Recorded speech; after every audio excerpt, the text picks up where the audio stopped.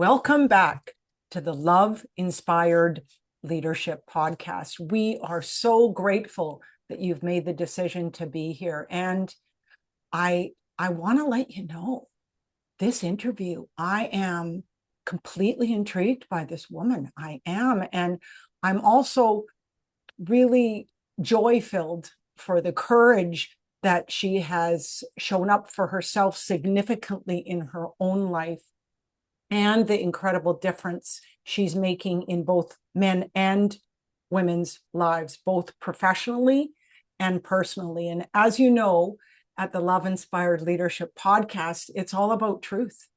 And it's all about coming to that place of loving leadership. So we're going to get started. So I'm going to introduce you to her. And her name is Cassie Shea. She was introduced to me by someone who I highly respect in the marketing world. And she told me that I was going to love her. And we had a conversation before here, didn't we, Shea? And I have already. So I'm honored to bring you Cassie Shea. She's the founder of The Possibility Investor, a guide for high-performing entrepreneurs who know they are meant for more and are ready to become who their next level requires. It is through her work that she helps founders break through their revenue plateaus, not by pushing and making it harder, but by transforming identity, alignment, and internal leadership. Oh, all those words are my words. I'm so excited about this interview. She doesn't just take the journey as a growth coach, she actually architects futures. Oh. So if you're feeling the pull at this time in your life, or this pull towards your next chapter, sensing that your current identity can no longer hold that beautiful, bold vision that is in your mind and in your heart and in your soul, this conversation will meet you right where you are. Oof. Cassie, what a start.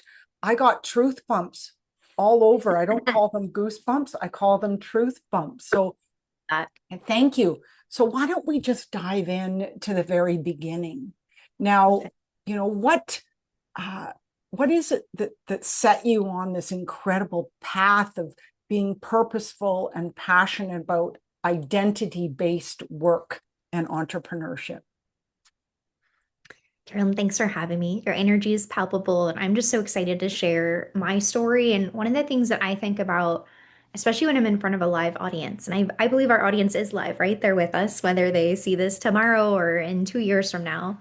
Um, I would invite anyone listening to hear this story, whatever I share about myself or from my heart, as if it were about you, to really step into the story, because I think some of what I'm going to share today are more universal principles that anyone could try on. And one of the things I've thought about a lot is we're all super unique, but we all share due to unit of consciousness. Like we're all having somewhat of the same experience in different bodies. And so when I think about identity work, Carolyn, I go back to actually 9 or 10 years ago, and I was incredibly unsatisfied in my career. I just finished my MBA, and I had this feeling that I was meant to do more. And I was in a remotely like entry level job. It wasn't anything too exciting. I think I was making about 50,000 a year USD, which is not a ton of money. And I was pretty low on the totem pole. I was working at a startup at the intersection of content and commerce down in Venice Beach. And I sat there and I just felt so depleted at the end of every day. Like I know I was meant for more. And yet, the tasks in front of me, my 3+ hour commute every day across Los Angeles, was just feeling so fruitless. And I knew that I had to take charge. I had to be the agent of my own life to create a change. And I wasn't sure how to do that yet.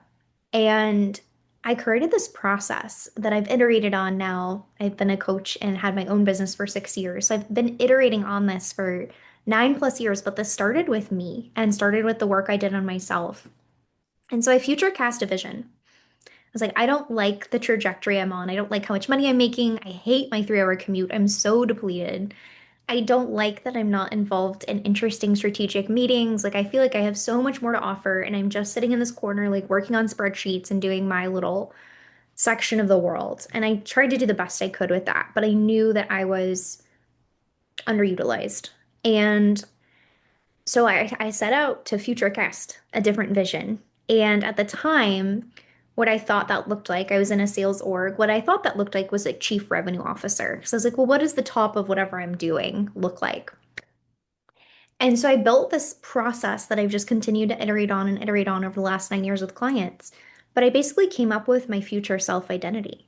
And it Beautiful. started with the question of like, what do I want? And we can totally get into that more later because I think that's the genesis of so much self-truth and honesty. And there's a lot of blocks to get to that question. But I started with just a rough idea. What do I want? Well, I want more influence. I want more impact. I want more income. I want to feel like I have a seat at the table. And I want to be in a leadership role. Like I want to drive change for others. And so I set about and I made this scorecard. I actually use this as an artifact sometimes in coaching, and I show my clients this like really messy scorecard from 9 years ago. And I figured out like what does a chief revenue officer do? Like what are their functional capabilities? And what are the skills that they have? And I created 3 buckets around Beautiful. leadership, change management, things that I didn't necessarily know. And then I gave myself a score on each of those. And then I took it a step further and I said, what are the projects I could be doing in the company, extracurricular, like outside of my 9 to 5? What are the projects I could be doing and supporting so that I could grow my skills? And I think that's one of the most practical pieces to identity work. And I know we're going to unpack that a lot more. But when we future cast a different vision of ourselves and we want to be an agent to take change in our lives, one of the challenges is we often look at that scorecard and we're like, wow, there's a huge gap between where I am today and where I want to be. And so what I did is create really intentional moments where I could gain skills and experience. And I actually took that to my boss and he's like, where did you get this? I was like, oh, I invented this. I invented this system. Um, and I took an opportunity to do that. I'm so sorry. My phone is ringing. Can you hear that? I know I'm interrupting our It's fine. We'll just pause. the structure. I created a system to plan my identity choreography, like to plan intentionally who I was becoming as a leader.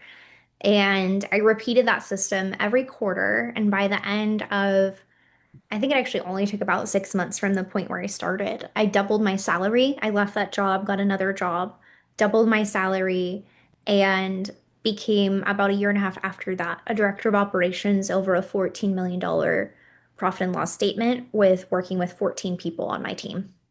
So there was a lot of movement very quickly from systematizing who do I want to be in the future? How do I bridge the gap and gain those skills now? And how do I intentionally keep that identity that I am moving towards? How do I live that from the inside out before it's true? And then the universe rearranged my 3D reality and it became true very quickly. Yeah, and it's living it from the inside out.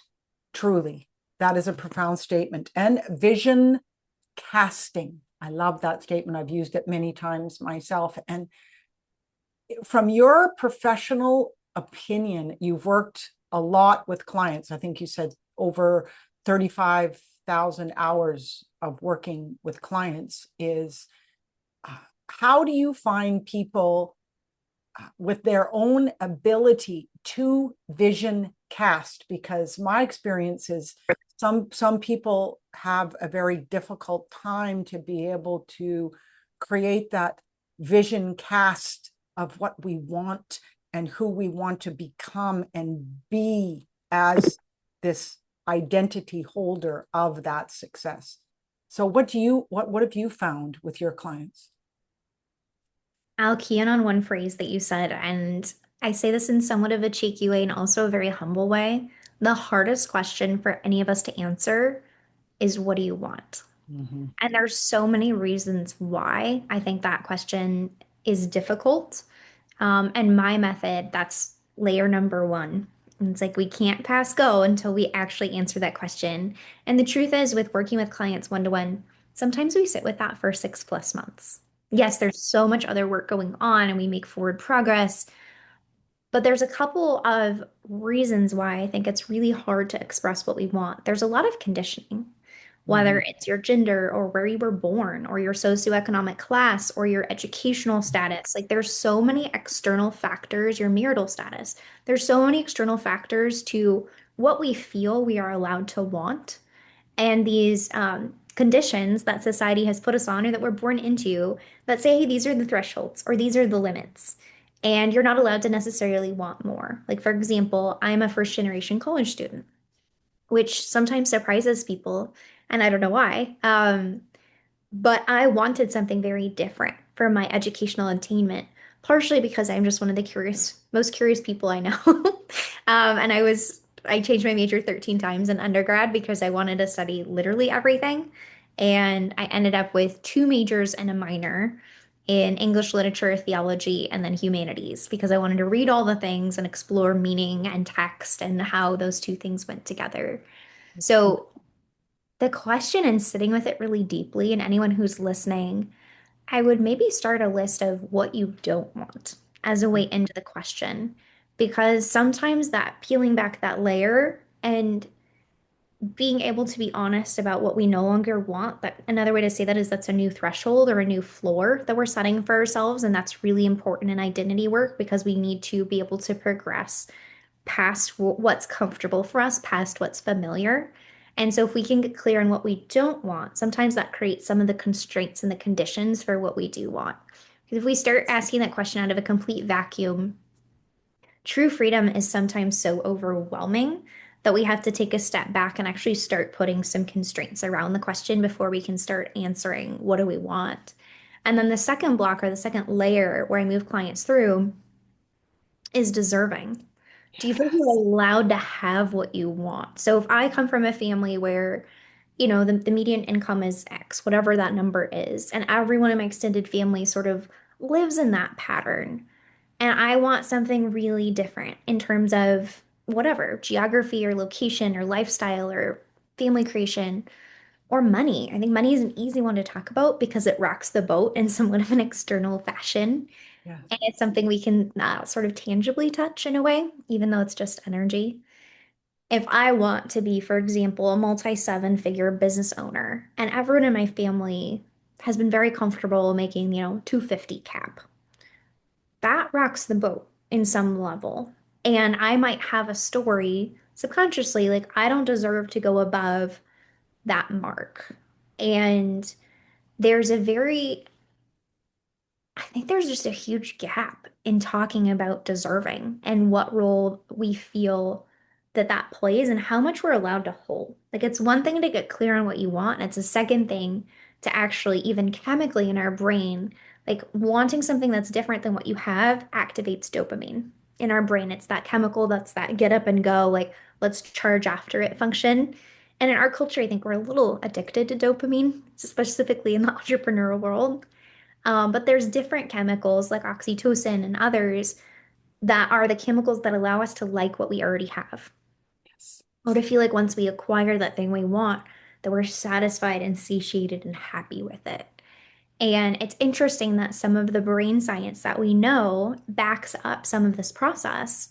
But if our ability to get up and go after the thing that we want doesn't match our ability to actually enjoy it once we have it, there's somewhat of a mismatch there. And Yes. so part of the process of identity work and part of what I work on with clients is expanding our capacity to hold the good things, one, that are already here, the good things that are coming, and to also know that once you continue stretching your imagination of yourself and what's possible, you're going to want different things, and that's okay. Like that process doesn't really end.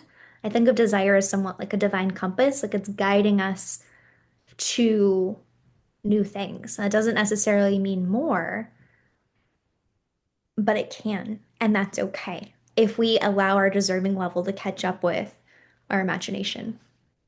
So true. And I I have been around neuroscience and just came back from a huge conference about positive psychology, and a lot of professors and really wise people from Cambridge and Harvard were there. And a lot was said about gratitude Mm, and how gratitude can truly transform our position in mm. regards to our own experience of life. And I agree with that. I mean, I have my morning rituals. I'm just curious, what do you have rituals that you follow in the morning, in the evening? I mean, that always fascinates me, and I think it gives our audience some interesting places to focus on to start their day and end their day. So I'm just curious if you have those as well. I do. So part of my ritual is to create open space. And that's something that I view as a part of my rich life is the more open my calendar is, the happier I am as a person. So I give myself permission to not be rigid. I give myself permission to do in the morning, like I call it more of a joy routine or a joy ritual. Like, what would make me feel so good? Before I got out of bed, I think about like, what would just make me feel so good right now? Like, not even day. I don't even like rehearse the whole day. I'm just like, what would make me feel so good? Usually it's some level of like my super cozy robe and my really cozy slippers and a cup of tea. And I think about like, oh, do I want chai today? Do I want my green tea? Today was a green tea day. And usually it's opening up a book or starting a journal. Like it's starting with something creative and fun just for the joy of it. It's not reading business books, it's not looking at the news. I don't open my social media. Like I just live in the joy of the present. And I also do some level of a body scan, like just checking in with my body. How did I sleep? How do I feel? What were my dreams? Are there any messages that I want to receive from them? And then I do a very specific, so that's all sort of fluid, and it's almost like I give myself a menu of choices and I follow the joy, I follow the pleasure. And to me, that feels like I'm the richest person in the world. I don't wake up with an alarm clock. Me neither. I get to do whatever the hell I want when I wake up every day. Like, it doesn't matter if it's a Me neither. Saturday or Tuesday or Thursday, like, it doesn't matter. And to me, that's the marker of a really rich life. Like, to me, that's like I've That's made a commitment prosperity and every day. freedom. Yes, And I don't take that for granted. Speaking of the gratitude, like I really don't take that for granted. And I joke with some of my friends, I'm like, I really don't know what day it is because I'm having so much fun on Tuesday. Like, what yes. is today? Monday? Like, I was so excited for today to wake up and have this conversation. Me too. Did my joy routine. I'm reading Harry Potter for the first time ever. I totally missed that boat earlier. And I'm on book 4 after like 3 days. So I'm just like blazing through it. And I had my Beautiful. green tea and just like nurtured. But I do a choreography that I could give our listeners. And to me, that's different than like architecting your dream schedule. And that's something that I often look at my clients. Like the first thing I do, typically with a new client after 1 or 2 meetings, is I have them open up their calendar and I look at like who's your identity based on what you're putting your time towards. Oof. And what you're Okay. putting your time Pause. towards is going Pause. to tell you Pause. Pause. everything. Pause. Pause. That is huge. Hold on. Hold on. Hold the bus. Okay, we're gonna hold the bus here because this We're what you holding. just said is so profound, and I changed that a few years ago as well, and the incredible impact. So say that slower, please. And I want the audience to just absorb this information because this is a profound, I guess, got truth bumps again. This is a profound decision for you to make within yourself. So say that again, please. When I open my client's calendar, I will see who their identity story is. Like I will see who they're being and what they're voting for with your time. Because what you're voting for with your time tells me what your priorities are and who you are being. And it's really easy to tell. Like it's kind of like the money piece. Like it's easy to tell with money because we know like it's this amount or this amount. But time is actually the same thing. Time is a currency. It's where we're putting our attention and our energy. It's what we're voting for. And so I look for two things, what's on their calendar, what's not on their calendar. I look for things like, do they have a vacation booked? Is their time blocked out to be in creative mode, in the mode of creation, in even just empty receiving? Is there time like if I feel like I'm suffocating looking at their calendar, I know they must feel like they're Well, suffocating. it's So it's it's a so very quick way. constricting too, right? Oh my It's gosh. just Yeah. And so one of the things very practically, I'm having one of my clients do in live time. I love this feature. I haven't done it fully for my calendar, but I'm in the process because my client inspired me. That's why I love working with entrepreneurs. Like I'm Me learning too. with them. And so he puts now on his calendar and he shows me where he's living in his future self. So obviously, as an entrepreneur, we have the day-to-day things that we're doing to run our business and run our lives. I have my grocery delivery check on my calendar. Like I know to order my groceries on this date at this time. So there's things that we're doing that are running our practical 3D day-to-day lives. But there has to be a time on your calendar where you're acting and living into your future self. And if I don't see that on the calendar, I want to see it. And so his is in gold. I think it's gold or yellow. I love it. Um, Well, everything's about keys for me, yourself. opening doors to opportunity and possibility. So the golden key is in the golden time frame blocked out. I mean, that is beautiful. Okay, I love it. I love it. So, how long has he been doing it? And has he noticed the difference within himself? We've only been doing this experiment for about 2.5 or 3 weeks. And he runs a fintech company out of San Francisco. And they're looking to do a $10 million raise. And I need to text him today, actually, because I think they were going to have their term sheet by December 31st. So after 2.5 weeks of charting, how much are you living into your future self? And the second question was, what are your top two priorities to finish by the end of the year? Like we started this again just a couple weeks ago. So this was already into December. And we got really clear on what are the top two things he needs to focus on to end the year strong. And Mhm. fundraising was one of them. And so the fact that he's at least had a verbal commitment to review a term sheet, like in 2.5 weeks of dedicated intention and spending time. Yes. Obviously, that's time cultivating relationships, doing decks, um, prepping speaking, following up on meetings. Like there's a lot that goes into that. And Yes. so we charted all of that against his future self because that's the one big move that's going to create a huge amount of momentum in their company. And so if I take that on a practical level, even for me, if you're not raising $10 million for your fintech startup, for me, it looks like I spend 2 hours at least every week coaching myself. I go Mhm. through all the tools that I give to my clients. I go through experimental tools that I'm working on to see how they work and living it. And so, whatever your profession is, if you're in marketing, for example, are you spending at least some amount of time, 2 hours plus a week, marketing your agency? We're often, as business owners and entrepreneurs, like we're givers and we're creators, but the number one shift in terms of both identity and income is if you flip the magic that you do for others onto yourself and you make Yes. your business your client. So Cass is a client of Cass. Your income explodes because you're moving from a place of integrity with your identity. And that's the fastest way that I've seen for clients. The fastest example I can give you from last fall is I asked a client who was in the marketing space and he was feeling like he hasn't closed enough leads recently and he wasn't moving business as fast as he wanted to. And I said, you do some really brilliant things with large companies. Just dumb it down for me. Like, tell me like I'm a 5-year-old. What do you do again? He starts telling me. And I was like, great. So really you're aligning sales and marketing, which historically don't always get along in huge companies. There's the question of like leads and who's closing them and what the quality is. And then did the salesperson do a good job? Did the marketing person do a good job? And so there's kind of this tension that happens. And he goes in and he erases that tension and makes sure they're working together. I was like, huh, that's a little different than I thought. And I asked him, how much time would it take you per week? And how many team members would you need if you ran that same playbook on yourself?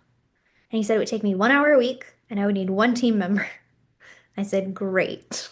Report back. After 1 week, he closed a $95,000 deal. Fantastic. For 2 months, he added $2 million in contracts for the next 12 months to the company. Closed. And so, one of the biggest things, to tying it back to gratitude, is being so grateful for where we are now and who we are, and even the skills and gifts that we've been given. I believe our gifts are meant to be given away to others. Me too. Me And too. so, why don't we celebrate and be grateful for them? But then the next layer is, can we do the gifts that we want to give to others on ourselves, on our own companies, as Yes. a portfolio, right? Like, again, Cass needs to be a coaching client of Cass. if I want to continue growing as a coach. I realize that very quickly because otherwise I'm outsourcing, and I do have a team of people I work with, by the way. I am a coach who's always invested in myself through other resources to the tune of, I think I'm 6 years in business and I've spent over $100,000 on coaching and services to help me grow. So I realize it's kind of like a second master's degree. It's just one that Oh, I it is. took all the curriculum and got to do it at my own pace, which was way more fun. Awesome. So we have to become our own best client if we want to grow, which kind of sounds counterintuitive because we often think there's somebody outside of us who can get us there. But the truth is, like, yes, it takes a community, and I'm a big believer in the power of coaching and community. But second, like, we need to be an agent, bring it back. We need to have our own sense of self-agency in order to create that change we want in our life. And that usually starts with us becoming our own best client. I agree. And, the many clients that I've supported over the last 30 years, the part that I find intriguing and interesting is they allow their clients to tell them their value rather than looking in the mirror and genuinely, sincerely, intentionally owning and feeling the gratitude for those gifts, those expertise, those, incredible pieces of wisdom that they bring as being in service in their role and responsibility too. Hmm. Right? Awesome. Oh my goodness, this is so good. So, what inspired you to create? Is this method you're speaking of the possibility method? Is that it? Yes. Okay. And what do you see is missing in the traditional scaling conversations in supporting entrepreneurs or founders to get to that next level within their business? I'm a aspiring home chef, so I think of things like recipes. And I think all of the traditional business wisdom around revenue strategy and go to market and marketing and relationships, like all of that is good and exists. And if you're not powering it with, I believe that the key ingredient, like the baseline for all change as leaders is your identity. Agreed. And what I mean by that is if I have an identity. For example, I'll share like a little bit about my last 6 months in creating the possibility investor. My identity has been an executive coach. I think I've kicked butt. Like I'm just at the end of this year crossing $800,000 cumulative revenue in my business over the last 6 years. And I took about a year off in there. So I'm super stoked about that, especially because I work about 15 hours a week. I'm multi six figure run rate, and I have 5 clients usually at a time. That's fully booked for me. And so I've developed a really wonderful lifestyle around being able to use my gifts.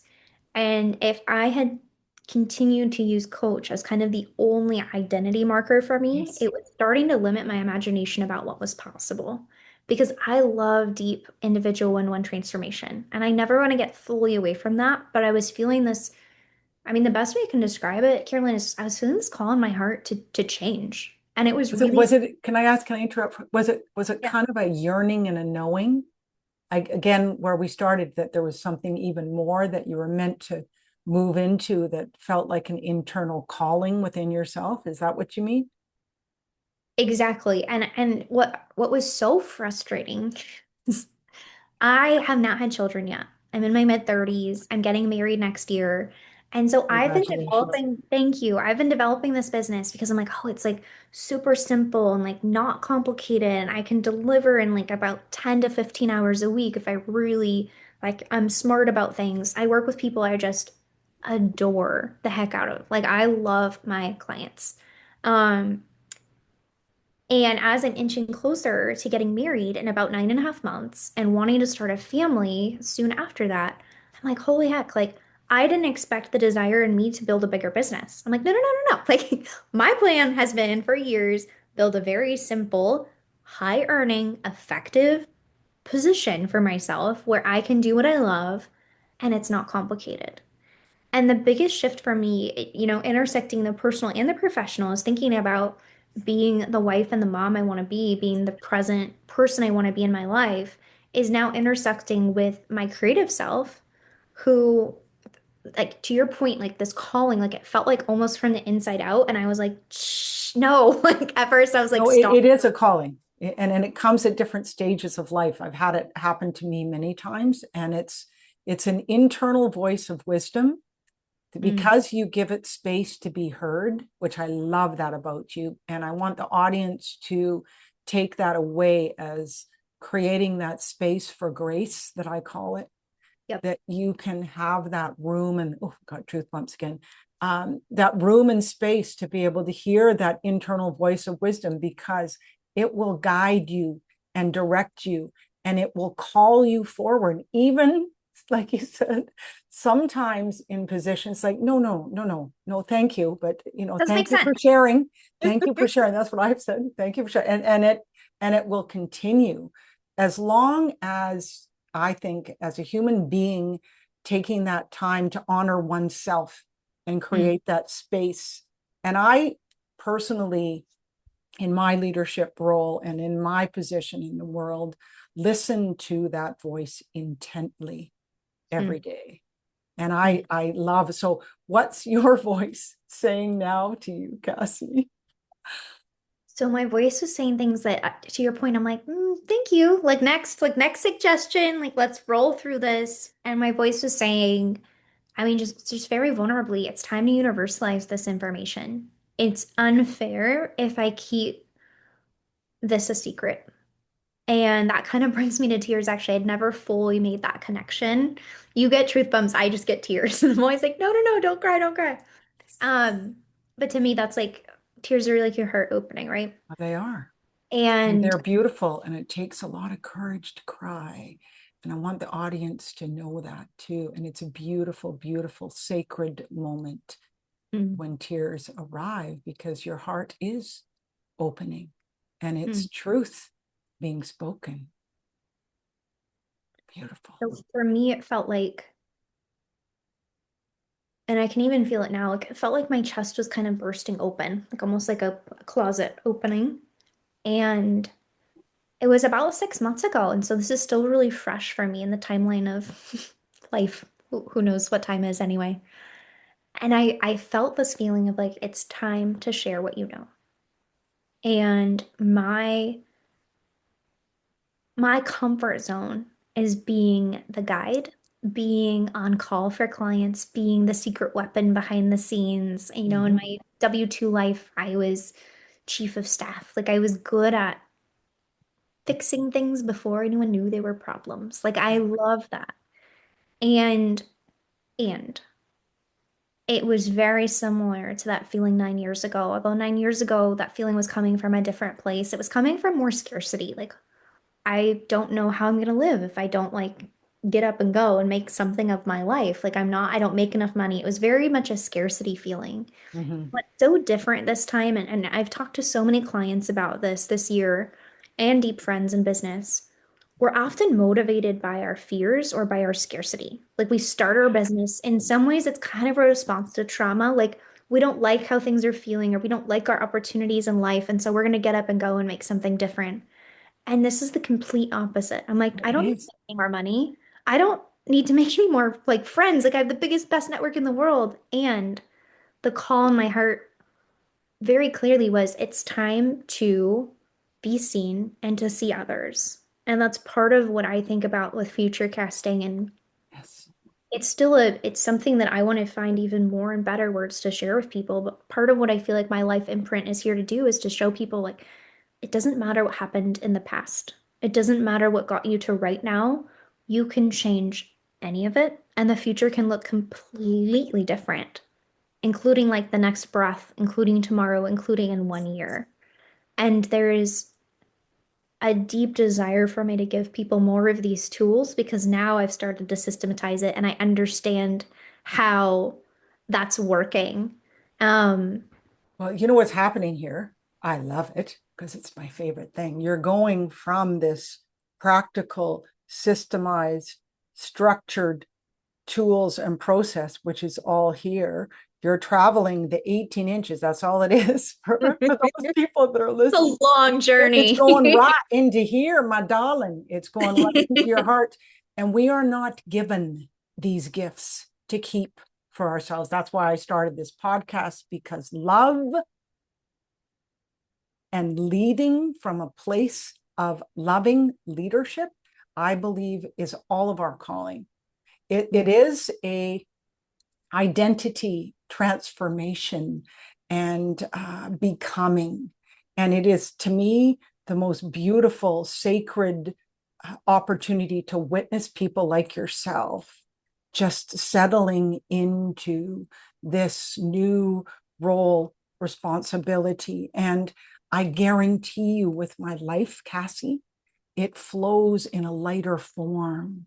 It has a grace and a ease and a lightness to it, because it's connected to why you're here.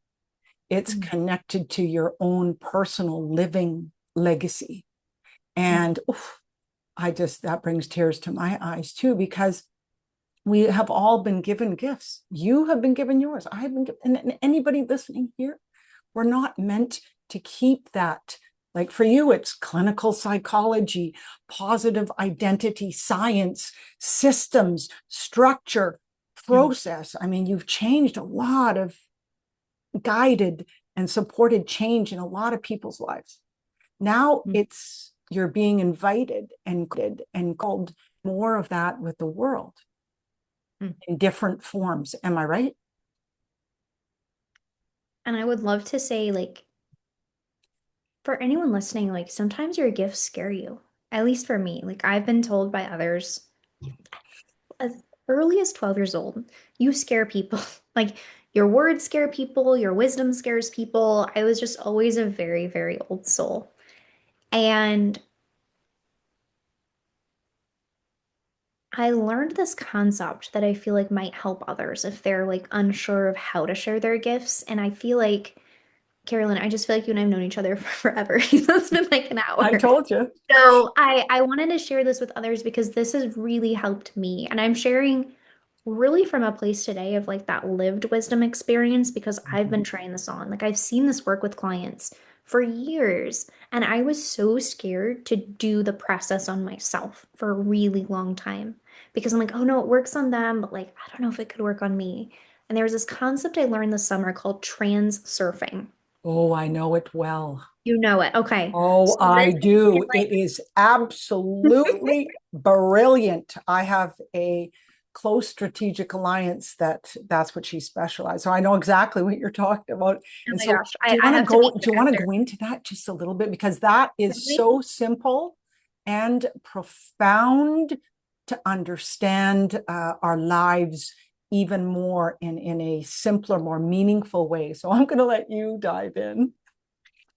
Well, I am just a nerd looking for like how can we change? Like that's like a huge part of my imprint, especially with identity work. And it's like it's almost like method acting. Like how do you Yeah. like try on a different outfit and like become someone new? Because our identity isn't fixed, it's chosen. Like it is fluid.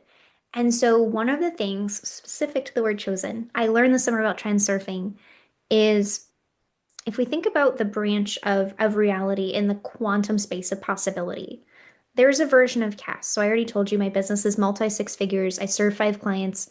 I love my life. I have the most free schedule of any human I know, actually. um, and there's a version of myself in transurfing. There's the principle that there's a version of you who's already doing the thing that you think you might want to do. So, future self Cass, I'll tell you my um, future casting vision of myself that I'm stepping into Great. is that I run 100% projector optimized business. I'm a projector in human design, and I'm optional within my business, which means my business can run without me. Right now, I have a very successful coaching practice, and I make money if I'm on Zoom interacting with clients on a regular basis. And I'm now moving into, in 2026, a business that can run without me, where I can teach people what I know. They can serve clients. I will always be able to work with clients on some level because I love it so much. But my business now can live as an entity energetically outside of me. And so part of me, there's parts, right? There's part of me that's kicking and screaming, going, Cass, like that's way too different than where you are today. And the principle of transurfing is there's already a version of me who's done it. There's already a version of me who is doing it. And I simply need to tune in and Mhm. find that version and align to her, which sounds like, okay, that was a lot of esoteric words. Let me explain it in a very practical sense. This summer, I had, like I said, that calling 6 months ago, and I took action. I started writing down everything I knew. And if the identity shift was from coach to teacher, that was part of my identity shift this summer that I started playing with. Then I'm like, okay, well, how would I teach? How would I teach identity work to others? So then I started talking about it after about 2 months. And I ran a certification over the summer where I taught 12 other coaches Great. how to coach the possibility method. I sold this while I was running around London on vacation in Portugal. I was in Europe for 2 weeks by myself, hanging out with my friends. And I sold $10,000 worth of a new product that I created from my imagination over the course of a couple months. And the way I did it was literally I transurfed and I said, what is the version of Cass who's already teaching this material? How would she think? What would her posture be? What clothes might she wear? Like, what would she be spending her time doing? And I just started holding that vision and then allowing, Yes. you said about this is allowing the ideas to come to you, which is Yes. why we need free space in our calendar. Because if we're too, Do. we don't have time for the ideas to come to us. And Hmm. so I opened up my receptivity and I just said, okay, I'm transurfing. Like I am literally choosing this new reality and I'm going to allow the ideas to come to me. And then I'm going to take action on them when they come. Like I'll I filter them guarantee by knowing. myself that I will take action on those ideas when they come. Now, that's an critical, important piece. It's not just thinking about it, it's taking intentional action on those ideas. That's Because the they're piece. alive. And if they're coming to you and you're not taking action, they're kind of like little gnomes. Like they're just going to like get up and go to the Well, they're next just person. going to walk They're right gonna on walk to the by. next It's garden. like they're Exactly. just going to go. Yeah. They're alive and they're here. There's a Little Greek word that I'm gnomes. working That's on. funny. Little Like gnomes. they're little That's so gnomes. I funny. I like love garden gnomes. I think they're so Oh, charming that's and hilarious. silly. So I it's like love the it. idea comes, it's this little garden gnome that like arrives on your doorstep and it's like either you let it in and you ask it like, hey, what are you up to? And like, do we want to play together? The idea is that ideas maybe aren't ours even. They're gifts like our gifts, and we're creating this loop of exchange. And so if we're not taking action, we're not participating in the cycle of creation, we're not participating in the law of exchange. Like I can't put an idea out and then not take action on it and expect to get something from that. That's very selfish. It's like you're not Mhm. playing right. You're not playing well with others. Exactly. And so And you're this not idea playing of right with yourself. I mean, exactly, let's be and real. you're out of integrity because you're telling Yes. yourself, it's okay, I'll give myself a pass. It's okay, like I'll give myself a pass. And Mm-mm. you're limiting your self-trust Yes. because you're not trusting yourself to take that action. Yes. That's step two of my aim high system. The first one is truth. The second one's trust. And it's all about self-trust because until we can be in that position within integrity, within ourselves, to trust ourselves, to follow through with what it is that we're intentionally going to do, it's very difficult to manifest anything, right? Exactly. And the idea of transurfing that I love so much is it's not that you're creating out of nothing. It's not that you're creating ex nihilo, which means in Latin, like out of nothing. You're creating because you're choosing a reality that already exists and you're aligning to that. That's right. And so when I do that, like I'll share just a very practical way for others listening. I will literally take myself on a walk and walk as if I'm my future self. Like think about my posture, think about what thoughts would I be having that are different if this new reality were true? How good Mm-hmm. would I feel? What would I be choosing to do with the extra money coming in? Like how would I be choosing to be generous in new and interesting ways? How would I be reinvesting in myself? Like what are the things I would be doing to live as if that were true. And then I personally like extract those emotions. Am I feeling more stability? Am I feeling more assurance? Am I feeling more resilient? Am I feeling like buoyancy? And then I look for ways that I can start feeling those emotions now. Because Yes. often we decide to become a different version of ourselves because we want to feel different. This is one of the principles I teach in identity work. And you don't necessarily need to create this huge, massive change in your life to feel different. Like you're allowed to start feeling different right here, right now. And that's This what that's moment, time. this moment, this moment. So I want the audience to realize you have an opportunity here listening to this. And I think you're listening for an absolute reason. I think this is a message for each one of you listening right now, because it is up to me what can be. And when we intentionally make that final and clear decision to transform, as you're speaking of, research transurfing, go on YouTube. Oh my goodness, get the books that are there. I mean, there's so much for you, but I want you to take action. That is the invitation at this moment, to take action on what you're hearing here within this podcast. You hear Cassie's life. You know a lot of my life from all these podcasts that I have done. And we're inviting you to look at this position, this point in time, to be the time to, I love when you said, it's holding this future cast vision of ourselves. I've done it many times myself. I mean, that's how I created two amazing human beings in my life, Mm. by the way. It's how I had great births. It's everything is holding this vision, and being able to not only think about it, but to feel it and have Mm. the emotions with it, you said. And I want the audience to extract that piece, because that's the game-changing piece to me. It's holding it sacredly in a way of honor and dignity and respect. And it's feeling those feelings and emotions. And it's so powerful. And it is this simple, as Cassie is stating right now. So I'll let you continue with that. I just had to anchor that. I I absolutely love it. This is such a fun exchange.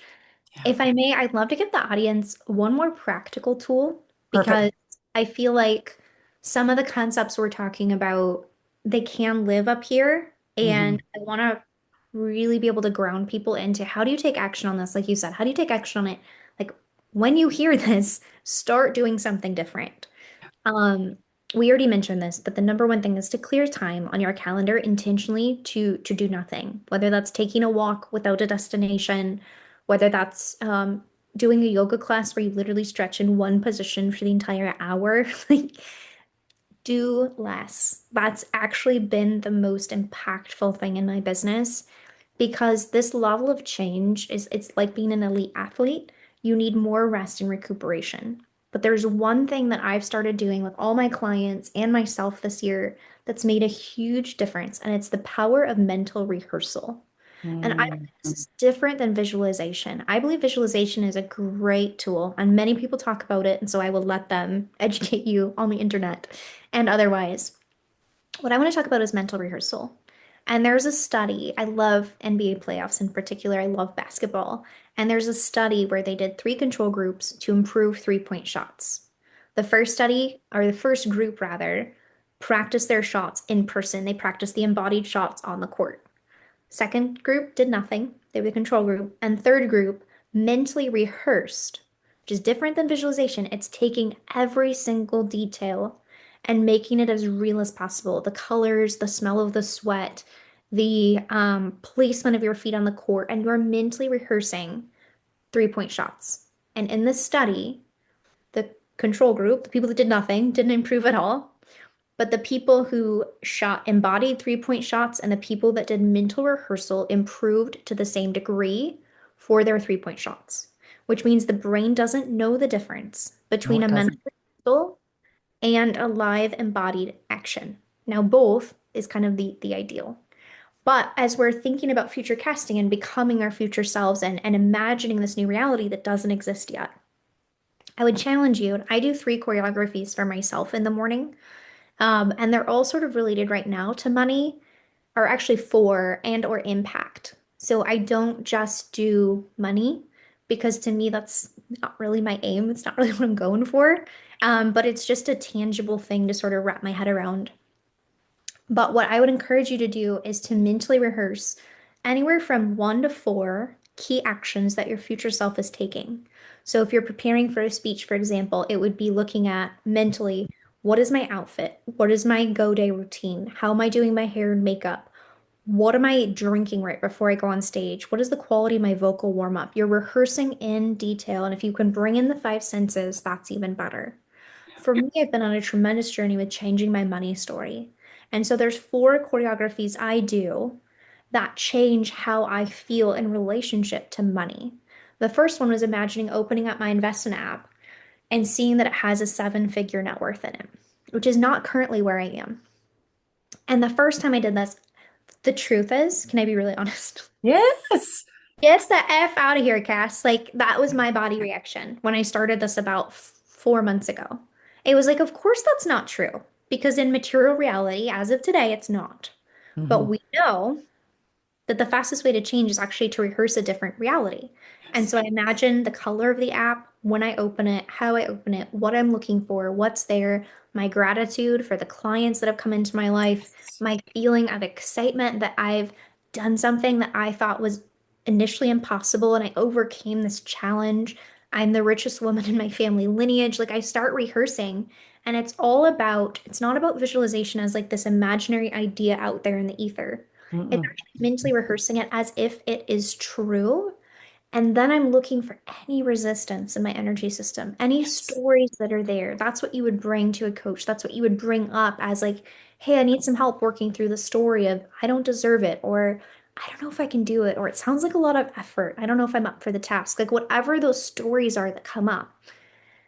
And the more I've done it, the more I've mentally rehearsed it. Now when I log into the app and I don't see that yet, I'm like, psh, like it's coming. It's easy. It's It's on there. its way. The train has left the station. It just hasn't docked yet. How much fun am I having in the process? Like this is going to be so fun because one day it's going to be there and I will have seen it. It will be native to my system. So that does a Mhm. couple things for us. One, it collapsed time. Yes.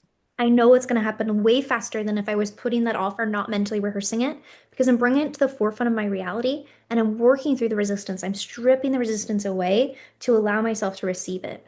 But the second thing it does is it allows me to celebrate it once it's there. And one thing I've Hmm. seen really high performing leaders, when we set these huge goals and we get there, we can self-sabotage. Sometimes for people I've known that leads to addiction or affairs or things where they like go way off on these side quests or they just kind of burn the business down because they don't feel worthy to have it. And so the power of mental rehearsal is two things. It's collapsing time. And it's reminding us that we are worthy, we are deserving, we are inherently lovable, exactly how we are, whether we hit this goal or not, but we're allowed to want more. We're allowed to choose, to bring it back to the transurfing, we're allowed to choose a different reality. And that's the power of identity work. And that's really how I want to help make it more practical for anyone listening on this call so that you can start these changes in your life. And live the life that you are meant to live. And I mean, my inherent deep yearning is to end suffering in the Mm, world.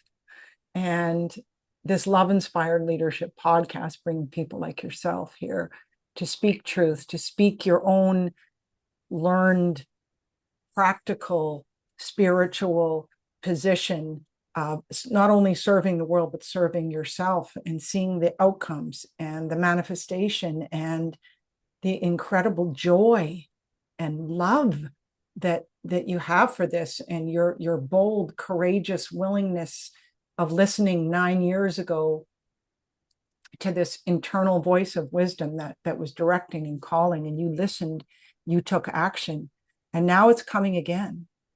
mm, And I just commend you for your courage once again, because this is what it takes. So I want the audience to realize this is the depth of commitment that it takes to live a love inspired life. mm, So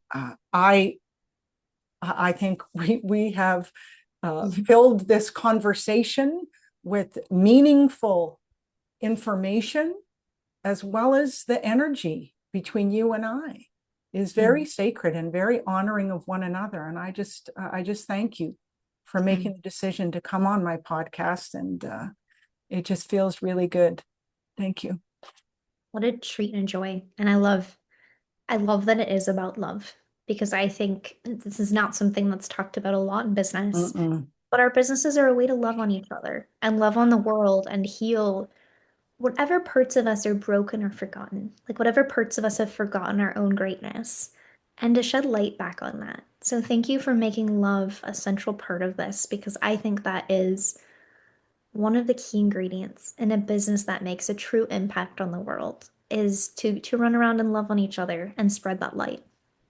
It is. And for decades, I brought in, ultimate service and, all these other words I used. And I'm just out of place right now. No, it's love Hmm. because this, what you talked about it today is love inspired leadership, not only for yourself, but the way you're serving your clients and supporting your clients to send out that ripple effect and that light onto their success, their families. I mean, this goes far and wide, but so much wisdom. Thank you for sharing your journey and your embodied leadership with us today. And I want to let our listeners know that also my gift I will be contributing in the show notes is the 21 days of sacred insight journey of living and leading above the line, which is love. And it's a pathway to presence, purpose, and inner alignment. And Cassie, you have a gift for our audience too. Can you share with us what that is? Absolutely. So one of the challenges I've given myself this summer is to figure out how to quantify this leap, this deep inner work that's so sacred and so personal to each person. And I've spent the summer coming up with a 3D assessment. So it's really helping you look at what do I want? Do I feel like I deserve to have it? And then what decisions do I need to go make in order to become a match for my future self, in order to transurf and choose that future self? And so part of the magic of the assessment is taking it actually more than once, which people get to do in my coaching system. But I want to give you a taste of it. And some of the things that I've been so humbled to hear from people are that they feel truly seen and that they understand some of the internal blocks and opportunities to their own growth differently. So I'd love to gift that. And I actually have a bonus. This is off the cuff. So Oh, great. I love those. yeah, no, it just feels right if I'm going to love on people. So I don't know when we're going live, but on February 3rd, I will send you, Carolyn, the invite. And if you want to share it in the show notes, I'm doing the identity choreography live. It's 3 hours, and this is the core of what I do with clients. And I would love to gift your audience the chance to come to that. Normally, that would be at least 500. I've charged up to 1,500 for those sessions and more. But I would love to gift you the opportunity to come and do the choreography of the identity work on yourself at the top of the year so you can see and envision and future cast who you can become. So I will get you those notes and that opportunity, but I would love to invite anyone in this community that wants to unleash their gifts into the world and also be able to receive and exchange more love. This is the work of my heart and soul, and I want to make this available to more and more and more people. Yay. I'm happy. So thank you. So, our beautiful listeners, founders, leaders here today, the last question, which I always ask a last question. So, who are you becoming Mm. next? Now that you've heard this incredible conversation, what is your intentional next step? Please add it to the information on LinkedIn, Facebook, or Instagram when we post this. And we'd love to have a conversation that goes even further. So, Cassie, honestly, bless you, my dear. And this has been such a meaningful conversation for me, too. Thank you, Carolyn. What an absolute treat. And thank you to everyone listening. And I hope that this encourages you on your journey to share more love and share your leadership with the world. Yay. Thank you. And until next time, we will see you on the Love Inspired Leadership podcast. Thank you.